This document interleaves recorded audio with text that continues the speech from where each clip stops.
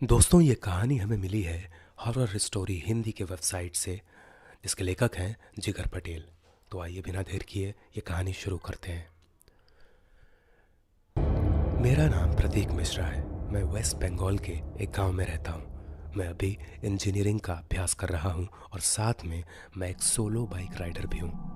मैं अक्सर छुट्टियों के दिन या फिर वीकेंड पे अपनी बाइक लेकर लॉन्ग राइड पे चला जाता हूं।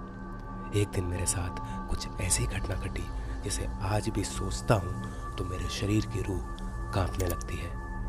आज से 2 साल पहले की बात है। मैं अपने बाइक लेकर कोलकाता लॉन्ग राइड पे गया था।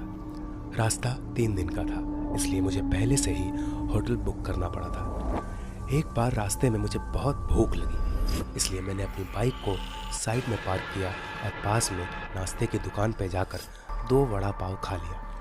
बाद में मैंने अपनी ट्रैवलिंग की शुरुआत कर दी। कुछ समय बाद शाम को अचानक मेरा पेट बिगड़ने लगा। मैं होटल पे जा सकूं इतना भी समय नहीं था, इसलिए मैंने पास में सुलभ शौचालय पे एंड यूज़ का उपयोग किया।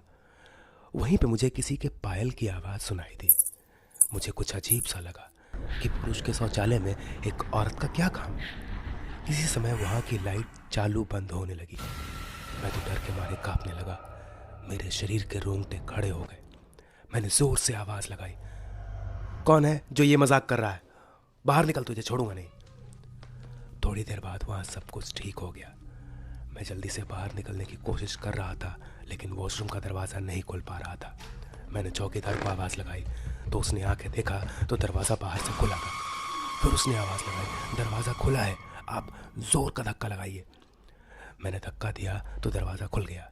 मैंने पैसे दिए और बाहर निकल ही रहा था कि फिर से मेरा पेट खराब होने लगा।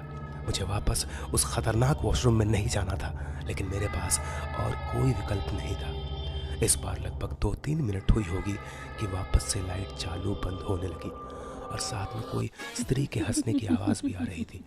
मुझे काफ़ी डर लगने लगा। मैं जल्दी अपनी काम ख़त्म करके बाहर निकलने की कोशिश कर रहा था, लेकिन मैं वहीं से उठ ही नहीं पा रहा था। मुझे ऐसा लग रहा था कि कोई मुझ पर बैठ गया हो। मैं अपनी पूरी ताकत लगाकर खड़ा होने की कोशिश कर रहा हूँ, लेकिन खड़ा नहीं हो पा रहा। हालांकि मैंने पूरी अपनी ताकत लगाई और उस वक्त दरवाज़ा खोलकर बाहर निकल गया। बाहर देखकर मैंने देखा कि सुलभ शौचालय का मुख्य दरवाज़ा बंद था और उस पर काफ़ी सारे जीव जंतु चिपके हुए थे। ये सारा खौफनाक दृश्य देखकर मेरे प्राण निकल गए। मुझे ऐसा महसूस होने लगा जैसे मैं मरने वाला हूँ। मैं ज़ोर ज़ोर से रोने लगा। वहाँ पे काफ़ी अंधेरा था और काफ़ी दुर्गंध और बदबू आ रही थी। मुझे लगा कि मैं यहाँ कैसे बाहर निकल पाऊँगा। उसी वक्त मेरे सामने एक बड़ी बड़ी लाल आंखें वाली, लंबे बालों वाली भयानक औरत खड़ी थी। उसे देखकर मेरे तो होश उड़ गए। मैं तुरंत ही दरवाजे की ओर दौड़ा, लेकिन घबराहट की वजह से मेरे पैर फिसल गए और मैं नीचे फर्श पे गिर पड़ा। पायल की आवाज़ कर रही वो भयानक औरत मेरी तरफ आ रही थी। उसे देखकर लगा कि आज मेरी ज़िंदगी का आखिरी दिन है, अब मैं बचने वाला नहीं हूँ।